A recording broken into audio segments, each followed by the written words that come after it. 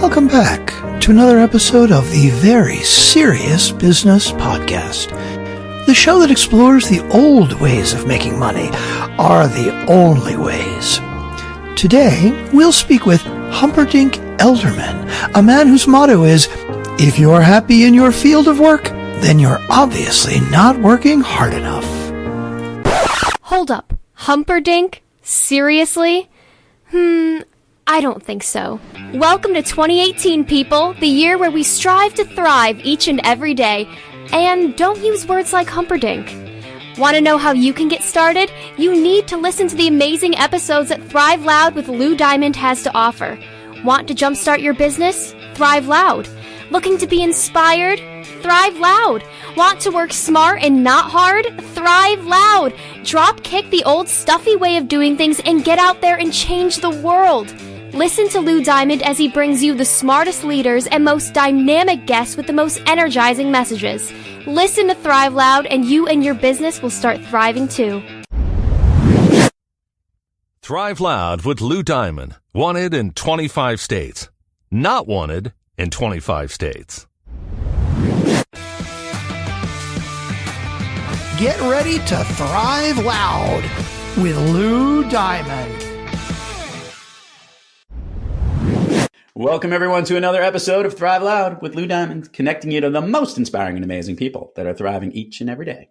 I'm your host, Lou Diamond. Today on Thrive Loud, we have a leadership communication and influence expert, speaker, and author of the new book, Speaking to Influence, Mastering Your Leadership Voice.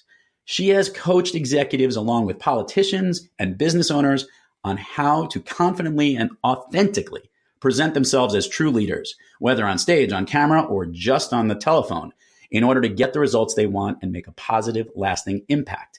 She is the founder of Vocal Impact Productions. Her training and coaching programs turn leaders into masters of influence by helping them command the room, connect with any audience, and close the deal. Her TEDx talk, Want to Sound Like a Leader? Start by Saying Your Name Right, has over 5.5 million views. We are going to talk about that. And she has been featured on Fox Business Network, Forbes, and Fast Company. Thrive Loud listeners, Dr. Laura Sicola. Laura, how are you today? I am fantastic, Lou. Thanks so much for having me today. Very excited. I believe the lovely Julianne Sullivan said, if I did not have you on this show, I should be shot, taken out to pasture, and never, ever have anyone hear this program again. And she is subtle that way. Yeah, she is. And also a little sarcastically dry, but we love her. And I also recognize that she's right, because you have an unbelievable career, an interesting message. And that's actually where I want to dive into right now. I want to talk a little bit. I'm going to eke into your superpower, Laura. Okay. And I love this whole thing about mastering your leadership voice. Can we talk a little bit about that out of the gate and what you mean by that? Sure. Think of it this way. Most people who are at the top of their game or are on their way to the top, they have the knowledge, they have the experience, the expertise to be the brains behind the operation, but they don't necessarily have the communication skills, the presence to be the face and the voice in front of the camera, in front of the operations. So how do you take all that expertise and get others to just get it, to get your message, to get your pitch, to get on board with whatever initiative you're trying to put forth? And when people get it, then they get you. And that's when they get on board and work with you. That's where loyalty comes from. That's when they're giving you their heart and their soul, not just punching a clock and cashing a paycheck. That's where real change, longevity, loyalty, impact happen. So Laura, I'm a big fan of recognizing that in just about every business, there's the content provider and there's the channel in which that content gets to what you need to get to. Yes. And I want to break this down into a way I never would have thought of doing this. Okay. I am totally on point with you that the actual message, the content that you deliver on how you can be perceived as a masterful leader is obviously essential, because if you don't have something really meaningful to say, why would anyone want to hear it? Sure. I want to talk about the channel itself. And I mean this by saying the voice itself. Yes. Is there something specific on the way you need to deliver how it sounds, the message that you need to deliver. And I ask that to you as a communication expert because obviously we all have different voices. We all have different ways of communicating. How do you help people amplify that channel? In part, it's realizing that, yes, on the one hand, everyone has a different voice, and the voice that you're born with is the voice that you're born with. I mean, I will never sound like James Earl Jones, and I will never sound like Elmo, even though, okay, I guess I could do a momentary impersonation, which I will spare you. See, there you go. Exactly. But it's not really sustainable, and it's certainly not authentic. But the idea is that even so, within your natural speaking voice, you have a range of different styles that you do naturally already use. I mean, you think about now you're in your podcaster mode. I'm in my quote unquote expert mode, but I have a 3-year-old at home. I don't talk to him like this. He'd stop playing with me. That takes away all the fun. And I'm not going to talk to you the way I talk to him because you wouldn't have invited me to be on this particular podcast. But both of those are authentically me. It's just a matter of which part of me is appropriate and which of my internal colors needs to shine, so to speak, in a given context to make sure that audience hears what they need to hear, the way they need to hear it, so that I get the response that I want from them. And it's what I call my prismatic voice. So the same way that white light passes through the prism and, you see the rainbow come out the other side, all those colors are part of the white light. You're Lou. I'm Laura. You are white light, as am I. And within each of us are all those different colors. So when you're talking to a particular audience, maybe you're talking to someone in finance, maybe you're talking to investors, maybe you're talking to clients, maybe you're talking to neighbors. Which part of you, what qualities need to shine through? Do they need to see the authoritative, driven, person at the helm? Do they need to see the nice, easygoing, chatty neighbor? Do they need to see someone who's very diplomatic and careful in a particular situation? What do you need to turn up or turn down on that little audio equalizer that you've got to make sure the right combo comes through so that they get it because they get you? Does that make sense? It makes perfect sense. And I'm going to ask a question as a follow-up here. I recently was speaking with a group of women, and there was one particular woman who had a very high-pitched sounding voice, and everyone always thought she was much younger than she was, which she hated. Sure. And she recognized that she felt and believed that her voice was a detriment to the message that she received. So to someone like that, who, like you said, this is her natural voice, this is what comes out, even though what she says is brilliant, she was always very self-conscious about this. Well, if you were to work with someone like that, how would you be able to analyze and then figure out, I'm more about what pop is, right? And hitting those key words in certain ways. So when you deliver key points, what could someone like that do? Oh, you just hit on a really important one, which is thinking about what words you want to emphasize. And do you, to use your term, pop them correctly? Do you emphasize? Do you punch them up? What a lot of people do, and this, while women have the stereotype for it, men do it just as much, a bad habit called upspeak, for example. And upspeak is that pattern that sounds like you're asking questions, even when you're not, like I'm doing right now, because the intonation keeps rising in this very frequent and repetitive lilting, sort of like you're bobbing on the water. And when people do that, then what their ear gets drawn to is just what's at the end, because that's the high point, instead of what matters most, because it's where the emphasis is. Even if you emphasize something, it's not that you emphasize, you don't end it on a complete rise. You hit the key syllable and then let it fall. Not to get too technical, but it is learning how to punch correctly and not falling into those bad habits. So if she already has a slightly higher pitched average voice, or I should say higher average pitch voice, and then she does that on top of it, then she's highlighting the top of her range even more. And she's not using anything declarative, no statement sounding tones that allow her to sound like she's owning what she's saying instead of asking. So if she's using those kinds of tones, she's not, she's asking questions or sounding like she's asking for validation, which undermines her authority. 2, she's not emphasizing the most important words. So she is distracting people from what matters most. So she doesn't sound like what she says is important. And number 3, then she's highlighting the top of her range because of where all her phrases end. So all people are really hearing is the highest part of her high voice. So she's sabotaging herself on at least 3 different fronts. So there's a lot of things that we can do if I were to work with someone like that to help her retrain how she uses her voice so she can still sound strong and authoritative without trying to sound like she's, coming down here and like Bullwinkle or something. It's not about faking some deep voice. It's just recognizing how to bring gravitas into the voice that you have. I don't know if you saw the documentary, The Inventor, where they talked about Elizabeth Holmes. We talked about not being genuine. I didn't see the documentary, but boy, have I seen videos on her and yes, what she's attempted to do. It's really interesting. There was a whole piece that they talked about her voice and whether that was really her voice or not. The Bullwinkle sound you just did actually sounded very much like what she sounded like. And there was something behind that it was getting attention. And maybe it was successful once in her life, which brings me to the question, do you see a problem more often than not in working with leaders that you have to help them hone a certain weakness or something they need to strengthen more than any other communication issue that you might see within leaders?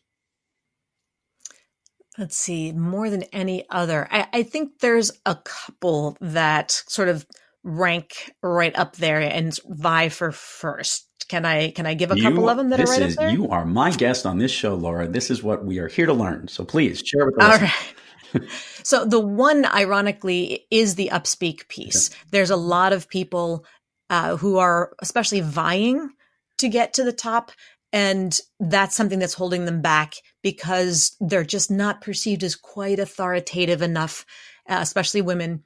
And when they are trying to convince people that they're ready, that sends a subconscious cue that people can't put their finger on why, but that often is a big piece of the perception of their readiness for leadership. And similarly, there's often a challenge of the imposter syndrome. Are you familiar with that? I am all too familiar with it. And we've talked a lot about it on this program. So please, though, share your view. Well, just briefly for any new listeners, perhaps, the imposter syndrome is the idea of you've gotten to the top and now suddenly there's the fear that someone may feel like you don't really belong there, that you didn't earn it, that you're not worthy of that spot, that you'll basically be exposed as a fraud. And there are a lot of people who will be really confident and just absolutely tracking their way up the corporate ladder. And then they get to the top and they're like, oh my God, I actually am here. Now what? And do I belong here? Is it really okay? And so they don't speak up as much. They don't interject what they need to interject. They suddenly slide more into upspeak or into other patterns that they didn't necessarily have before because their subconscious is manifesting itself in a voice of uncertainty. And their voice is betraying their true feelings of inadequacy or uncertainty. And that's where people thought they were ready at the top. Now they're there and they're not having the impact that they were intended to have. They're not projecting the leadership they need to project. So that's another big one. And the other one is on the flip side. Often people are at the top. Maybe it's their own company that they started. But on the flip side, there's a diplomacy challenge. People don't know how to handle conflict. Either they are conflict averse and they just run from it. So stuff festers and small problems become big problems or become culturally institutionalized within the organization because the boss avoids. And of course, whatever the boss's patterns are is what tends to roll downhill. And, or on the flip side, you get the bull in the china shop. It's my company. It's my business. I'm the boss. You do it my way. Take it or leave it. And so learning how to address challenges in a way that doesn't show that you're getting defensive or that doesn't make other people defensive, shows that you're open. The being able to negotiate, hear and be heard is a challenge that a lot of people have. So working through those issues. And then, of course, just the general public speaking, right? Because you have people who, again, you're the brains behind the operation, but now you need to be the voice in front of it. Maybe you need to start doing more podcasts. Maybe you need to be interviewed on television, radio, or other places. Maybe you need to, I work with a nonprofit that does events right at City Hall, speaking in front of news cameras, and very different worlds. So when you're not used to even speaking to the board or to investors or to pitching clients, these are all different kinds of public speaking. And that's not the context most people are used to or comfortable to. It's like, I'm fine when I'm talking to my team, or I'm fine when I'm talking to this group, or as long as I'm in my vertical, I'm a finance guy, I talk to finance people. I'm an IT person, I talk to IT people. But when you have to go across platforms, it's like, how do you translate? Mm-hmm. Getting other people to get what you do when they don't share that expertise or frankly, interest, that's a big roadblock for a lot of people. We're here with Dr. Laura Sicola, the Mastering Your Leadership Voice. And I want to jump into something that you briefly mentioned.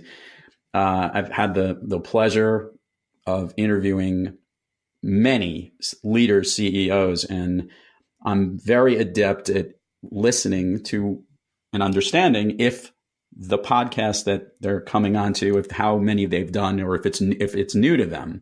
And there's something, I don't know if it's something we have as a kid. When we see a microphone, we feel we have to speak a different way, but I'll have a conversation before we hit the record button. And then all of a sudden they're speaking into a microphone, and they all of a sudden become, the hot 101 DJ on the radio, and putting a different voice to what they need to. And it's really interesting what I often do after such an interview, because they can't really detect it until they actually hear themselves on the episode. I send them a video link of Howard Stern's movie. I don't know if you remembered his whole movie from way back when. But no, I don't. So there's a great scene when he used to speak with a very weird, nasal, funny radio voice on the radio. And then one day he made a terrible mistake. It was like one of those those on-air ad reads. And in that he said, I just went, I've been there several times with my family. It's a great restaurant. I've been going there for years. And then he finishes reading the end of the spot, and it says, the grand opening will be this Tuesday. And he pauses. I go, and in a regular, his voice, his own, I am so sorry. I've never been there before. I apologize for doing it. So later they show him with his wife, and she goes, what do you think about being on the air today? She goes, I liked when you were open and honest, and you communicated really what you felt in your own voice. And that actually became Howard's whole signature. I send that to people because it is their own voice that's real. And just because you're on a podcast show doesn't mean you have to sound like a radio DJ. We want to hear what you sound like. And that's something that I often emphasize. So sorry for adding in onto your part, but something I've experienced. No, I think that's fabulous. I would love the clip. I hope you send me the link to it. That's because people, I often find I need to help them go in the same and yet maybe parallel but different direction, where when they need to do a more formal presentation, those who are not comfortable with it are dying to script it out. Yeah.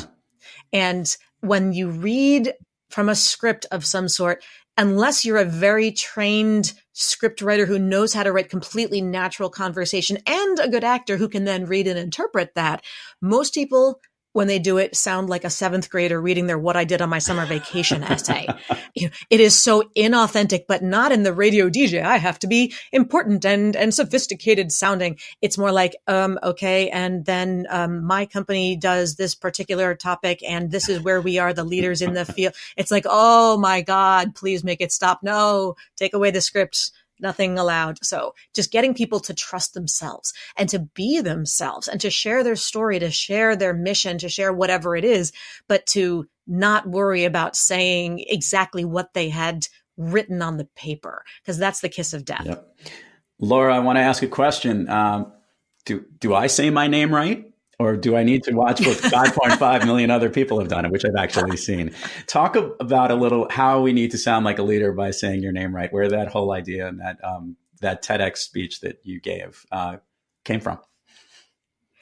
Well, you want the TEDx piece first, or that particular segment of it? Not that particular segment of it, yeah. Whichever you prefer. Either way. So the name piece is really just one element of the talk. It's an example, but the idea that I share is that most people would argue that they're bad at remembering names. And I absolve you of that lack of skill, because when most people introduce themselves to you, they pronounce their own names wrong. And what I mean by wrong is that they use a cadence or a rhythm and a speed and a tonality pattern. A tonality is the ups and the downs in your voice, the highs and the lows, that create this sound pattern that makes it cognitively more difficult for your brain to process and retain what they've said. So what I do, and of course, the problem is that you most likely, and by you, I mean everybody out there, does the same thing, which is why people have a hard time remembering your names. Although you, of course, have a fabulous last name, Diamond. You can forget this that. This is a problem I have not have. I have the opposite, where I'm the one who very rarely remembers someone's name because their name is not as memorable or unique sounding. Exactly. And so they are making it harder for you to remember it based on how they say it. Again, you have an easy get out of jail free card. It's not fair, but hey, you were blessed with it right off the bat. And it's a fantastic radio/podcast name. So terrific. But for those who don't, when you think about it, when most people introduce themselves to you, they say it like, "Hi, I'm Laura Sicola. My company's Vocal Impact Productions." Like they just blow through it so fast. By the time you even realize they're speaking, you missed it. And then they smush it all together into one slur of sound. Hi, I'm Laura Sicola. Like was it like Madonna? Like just one word, or were there multiple pieces in there that I missed? So we need to break it down. And then they ask it like it's a question. Hi, I'm Laura Sicola. And it's like, I think, well, do you know? Because if you're not for sure, can you figure it out and then get back to me? Because I can't figure this out for you. So what we really want people to do is slow it down to a point where it feels oddly slow to you, but it does not sound oddly slow to them. Their brains need time to catch up with their ears. Number 2, put a separation, a little tiny pause between your first and last name so that people understand, oh, there were 2 data points, right? Not just 1. Okay, capture them both. And then the idea with the tonality is your first name goes up and your last name goes down. It's like saying, I'm not done yet, and now I'm done. There's more. Now that's it. So when I introduce myself, I say I'm Laura Sicola. Laura Sicola. And you would be Lou Diamond. And it doesn't matter if your name has 1 syllable or 6. You just rise the first and punch that syllable, the most important syllable in the last one. And then after that syllable, the rest of it falls down. So that helps people to really capture it. And I do exercises like this, little warm-ups and networking pieces at all sorts of events. And it's amazing the response I get from people afterwards. They're like, wow, for the first time, I didn't have to repeat myself 6 times. Or I have friends who have called me and said, they do a lot of work on the telephone, sales calls and those kinds of things. They're like, I don't have to repeat myself on the phone when the receptionist asks me for my name. They just write it down and go. I said, I know. I actually was in Rittenhouse Square in Philadelphia a little while ago, one of the central parks. And I bumped into a woman who had attended one of my workshops a little while back. And she was on the phone. She was an attorney. And she saw me. She comes running up to me, covers the phone with her hand and says, Laura, I just wanted to tell you, I've been practicing saying my name the way you taught us, and it changed my life. Gotta go. And she ran away. And I was like, what? Wait, you can't do that. How did it change your life? So I never learned how it changed your life, but apparently it was good. So, because she didn't run the other direction when she got me. I would assume it was in a good way. I'm going to take the benefit of the doubt on that one, but it is, so try that. And what the point of it, I have people go around the room and introduce themselves this way and practice and then see what they remember afterwards. And what they find is that they're really able to recall more of the names in their entirety than they normally would be able to. And the implication, of course, is that if it's not just about the name, the idea is this is an example where if making such small changes on something as simple as your name can have that profound an effect on how people hear you, how they process, how they remember what you've said, then imagine the impact you could have if you were that deliberate in speaking every time you opened your mouth, no matter who your audience was, no matter who your message was. And at that point, how much power and influence are you leaving on the table by not being that strategic now? I love it. Laura, I love asking the guests on Thrive Loud this question. You're an expert, a speaker, an author of an excellent book, which we'll talk about in a little bit. And you're thriving each and every day. On the days that you're not quite thriving and you're having slightly an off day, if you would, what practice do you seek or whom do you seek out to help get yourself back on the thriving track? Interesting. Well, we're trying not to turn to chocolate, which is keep going. That was pretty good. I like that. Always a good turn to when in doubt for a little momentary pick me up. But then we have to turn to the treadmill afterwards, and that's less fun. So, aside from that, I love music. And I mentioned earlier, I have a 3-year-old and he is just so much fun. So if I work from home a couple of days a week and we have a nanny, which is useful. So when I need a little pick me up, I will go on a break, 5-minute break or so, which may turn into 25 minutes, but who's counting? And just seeing his little face and playing and hearing, "Hi, mommy." There's just something about that lightens the heart and that turns you around and helps refocus. I love that. Well, let's get the admin stuff out of the way here. Share with all the listeners places people can find you on social medias, where they can get your book. We will provide all of that information on the show notes. However, it always comes best when they hear it from you. Terrific. They can go on Amazon, of course, is where they can find my book, Speaking to Influence, Mastering Your Leadership Voice. I am on LinkedIn. I believe it's linkedin.com/Dr. Laura Sicola, or just type my name in. I think I'm the only Laura Sicola out there, which is amazing that it's like the one name that doesn't have 47 other namesakes in it. Who would have thought?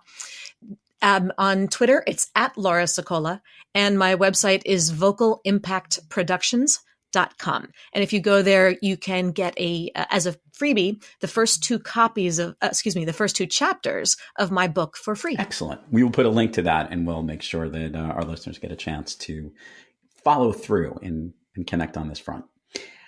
Wonderful. Laura, let's do 2 things before we wrap up our episode here. I want to ask a question I don't always ask authors. Why this book? Why now? Is the question I have for you to start. Why this book? Because there are more people who need help with this than I can help through my regular training and coaching services. There's a lot of people, I do a lot of speaking engagements, and people always say, "How can I work with you?" And, if it's not in the budget or it's not geographically feasible in the moment to do what they need, or they just want some help, but less of a formal engagement. It's like, how do I just give them something that they can do on their own? And I thought, okay, well, you know what? I can take all my best information, my best tips, my best science, as well as art, put it in with some activities, some DIY work, some challenges, and put it into a book so anybody and everybody can do it. And frankly, I think it makes the world a better place because then I don't have to listen to more people doing upspeak all the time. So the more people I can help with that on their own, the better it is, even if I don't have the opportunity to work with them one-on-one. And the book is available also in Kindle and an audio version. And I am the one doing the audio reading. So if you're an Audible fan like I am, you will hear my take on my own work. So with the stories and the demos and things, it's all in there. I think there was a second half to that. Why now? Yeah. Why now? It's funny. I started writing this book maybe 5 years ago, and it was really I would like to call it a labor of love, except it was just labor. And it was something where you've written books, there's a lot of time and effort that goes into it. And it was ebbing and flowing a lot. And I finally realized as I do more speaking engagements, frankly, from a business perspective, a lot of the larger conferences won't consider you as a speaker unless you have a book. And I thought, okay, if this is going to hold me back, then I need to just pull the plug and do it. So I hired a publisher and we set deadlines, and that was it. And here it is. I was going to ask a follow-up question, but you nailed it with the comparison of a labor of love and just being labor. I thought that was great. So I like having a book. I like having written a book. I didn't like writing the book. It's not that I didn't love it. It's just, I've written books before. I know what the process is like. I'd rather be here talking to you. I'd rather be training. I'd rather be coaching. I'd rather be on stage. I'd rather be not sitting in front of my computer by myself. The irony, when I wrote my book, I recorded it by orally reading out the chapters, transcribed it, went in and then through the editing process, did it that way because I'm more auditory than I am obviously a writer. It seems I speak better than I write. And The irony now is we're in the audio recording of the book now. So I'm going back full circle. I'm like, wait a minute, couldn't we have recorded it the first time around? Oh, well, that's just the way it is. Let's bring this thing home and put a little pretty bow on it. Laura, Terrific. What is your all-time favorite movie? I have a soft spot for Dead Poets Society back in, I don't even know what year it was, 80-something probably? 88, 89. Yeah, somewhere around there. Robin Williams, who played a teacher at an all-boys private prep school. And I'm a teacher at heart. I'm a linguist by training, but I started out right after college. My first real job was teaching public school in South Central Los Angeles. And so I joke semi-facetiously with clients now, regardless of the stage that I'm on, that after that, no audience intimidates me. But I think I've always been a teacher at heart, whether it's with children or with adults. I was a professor for a few years over at the University of Pennsylvania. I love to teach, and I loved the way he taught his subject. I loved the way he interacted with his students. There was just something really beautiful. And of course, was a brilliant comedian. So it was the laughter and tears all in one movie. What more can you ask for? I often show a great clip of a certain scene that he did in the movie Patch Adams, Robin Williams. And it actually was the importance of really listening. It actually is part of the thing that we do. And I always show that clip, and there's a connection that we all have to him. And obviously it's so sad that he's no longer with us. It is something that really resonates when you're able to connect with someone through the way you communicate. The sound of his voice still resonates through that. I don't know if you know this summer, they've remade or have created the new Aladdin. And there was a lot of interesting issues that Will Smith, who plays the genie, had, because he wanted it to be completely different, because he was so enamored and so sensitive to the amazing impact that Robin Williams had playing that animated role as the voiceover way back whenever that was. Sure. And he would have to make it really different, because from what I understand, Robin Williams ad-libbed at least half of the dialogue from the genie. It's like they gave him a couple of bullet points and said, here, do something with this. And that was about it. I've heard stories that there were animators at Disney that literally their arms fell off from having to redraw and recreate the stuff that they made him do. So with that, Laura Sicola, thank you so much for coming on Thrive Loud. This has been fun. I now have a new perspective of how I will say my name and how I will pronounce it when I meet people in person, for certain. Terrific. And hopefully you had fun as well. I had a great time. It was an honor to be here. Thank you so much for inviting me. Absolutely. And to all our Thrive Loud listeners out there, thank you for joining us. And until next time, keep thriving onward and upward. And remember, be brief, be bright, be gone. We don't read and write poetry because it's cute. We read and write poetry because we are members of the human race. And the human race is filled with passion. You've been listening to Thrive Loud with your host, Lou Diamond. Make sure to subscribe on iTunes, Overcast, or wherever you get your podcasts. And follow us on Twitter, Facebook, and Instagram at Thrive Loud. Or find us on the web at thriveloud.com.